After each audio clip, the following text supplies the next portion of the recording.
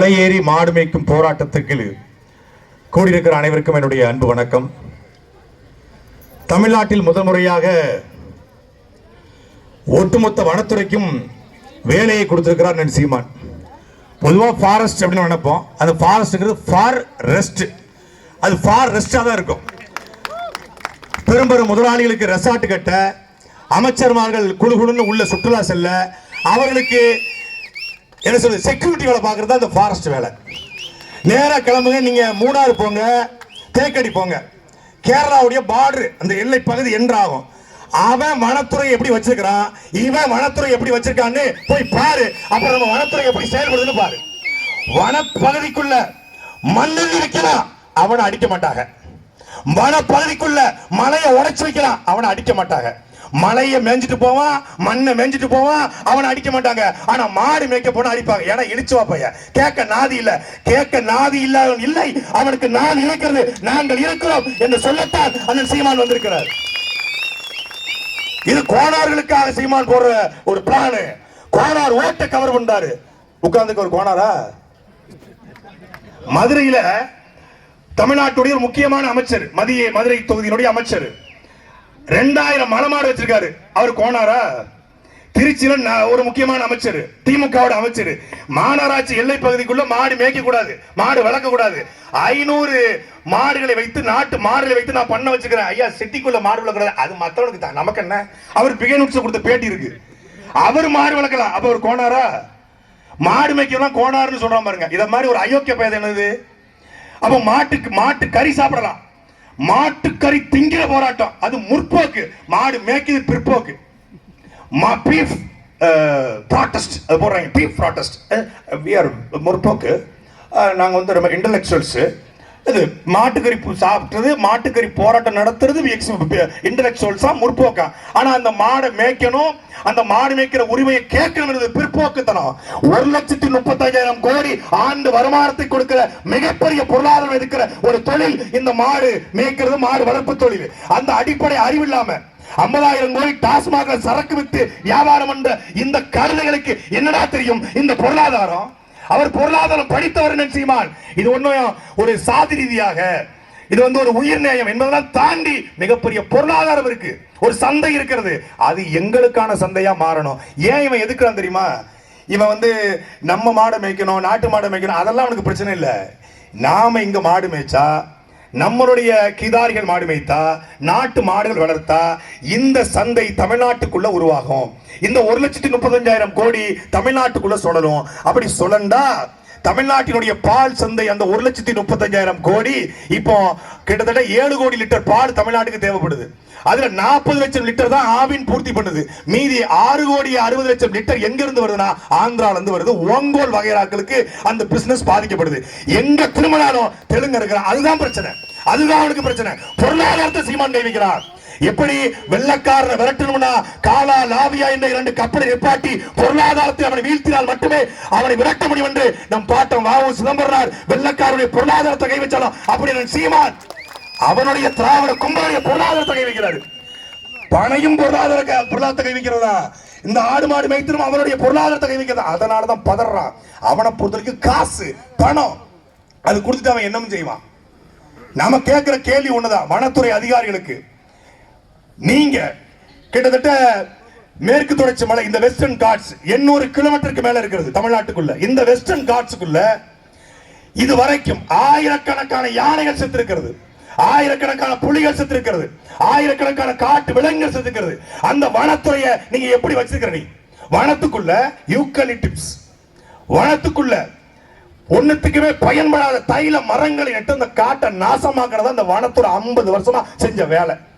அந்த வனத்துக்குள்ள ஒரு நாவல் மரம் நட்டோம், ஒரு புளிய மரம் நட்டோம், ஒரு காட்டு மரங்களை நட்டோம், நம்முடைய பாரம்பரிய மரங்களை நட்டோம் இல்ல, யூக்காலிப்டஸ். அதை போட்டு விட்டு அது எதுக்கும் பயன்படாது, அதை நட்டு வச்சு அந்த வனத்தையே நாசமாக்கின வேலையை செஞ்சுட்டு இந்த காடு காடா இருப்பதற்கு எங்களுடைய நாட்டு மாடு போனாதான் அது காடு காடா இருக்கும். அந்த காடு காடா இருப்பதற்கு, உயிரோடு இருப்பதற்கு நாடு மாடு மேயணும். இந்தியாவுடைய வனத்துறை எப்போது உருவாக்கப்பட்டது? 1886 இந்திய வனத்துறை சட்டம் உருவாக்கப்பட்டது வெள்ளக்கார ஆட்சியில. இந்திய வனத்துறை சட்டம் உருவாகிறதுக்கு முன்னாடி எங்களுடைய மாடுகள் அங்க மேய்ஞ்சுதான் இல்லையா? வனம் வந்த பிறகு மாடு மேய்ஞ்சுதா, மாடு மேய்ஞ்ச பிறகு வனம் வந்துச்சா? வனத்துறை சட்டம், வனத்துறைங்கிறது எப்போ வந்துச்சு? நாங்க காலகாலமா, இன்னைக்கு நேரத்துல பல ஆயிரம் ஆண்டுகளாக தமிழர்கள் நாங்கள் இங்கே மாடு மேய்க்கிறோம். இங்க மாடு மேய்ச்சி இறங்கி வந்தாண்டா நாகரிகமே உருவாச்சு. ஒட்டுமொத்தமான தமிழருடைய நாகரிகம் இந்த இடத்துல தான் உருவாகி வருது. குறிஞ்சி முல்லை மருதம் நெய்தல் பாலையை அறிந்தவர்களுக்கு தெரியும். அண்ணன் சீமான் ஒவ்வொரு மேடையிலும் பதிவு செய்கிறார். அப்படி அந்த நிலத்திலிருந்து தான் நாங்கள் கிடந்து வந்தோம். இங்கதான் நாங்க இருந்தோம். இங்கதான் மறவரும் குறவரும் நாடாரும் தேவரும் ஒட்டுமொத்த சமூகமும் உருவாகி வந்தது இந்த இடத்திலிருந்து தான் வந்துச்சு. அங்க நாங்க வந்து எங்களுடைய மாடை மேய்க்க தடை என்றால் அதை உடைப்போம். இது இன்னைக்கு ஏதோ ஒரு தேனி மாவட்டத்தில் ஒரு ஓரத்துல பண்ண தமிழ்நாடு முழுக்க மாடு வைக்க போறோம். தமிழ்நாடு முழுக்க மாடு வைக்க போறோம். பெரும்பெரும் பண்ணைகளை உருவாக்க போறோம். எப்போ? 2026 நாம் தமிழர் கட்சியுடைய ஆட்சி வருகிற பொழுது நிச்சயமாக இது நடக்கும். அதற்கான ஒரு சின்ன ஒரு சாம்பிள் தான் இந்த கூட்டம். அண்ணன் சீமான் சொன்னாங்க, டேய் எந்த வழியா போனோம், எந்த வழியா வந்து அவங்க மறிக்கிறாங்கன்னு நம்ம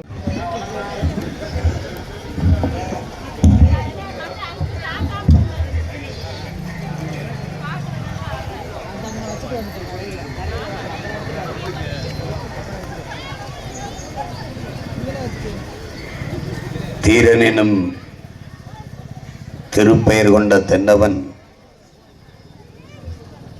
மண்ணின் மானம் காக்க மரப்போர் புரிந்த மன்னவன், தமிழ் பேரினத்தினுடைய பெருமை மிக்க வீர பெரும்பாட்டன் தீரன் சின்னமலை அவர்களுக்கும் அவரோடு களத்திலே இணை பிரியாது நின்ற தளபதிகள் நம்முடைய பாட்டன்கள் கருப்பன் சேர்வைக்கும் குணாளன் நாடாருக்கும் என்னுடைய வீர வணக்கத்தை செலுத்துகிறேன். ஒவ்வொரு முறையும் நம் பாட்டனின் சிலை இருக்கிற இடத்திற்கு சென்று வணக்கத்தை செலுத்துவது வழக்கம். ஆனால் இன்று இந்த போராட்டத்தை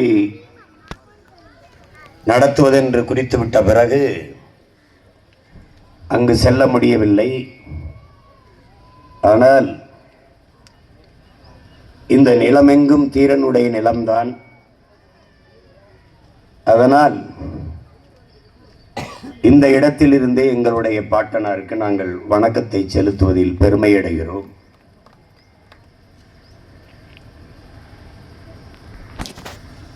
இங்கே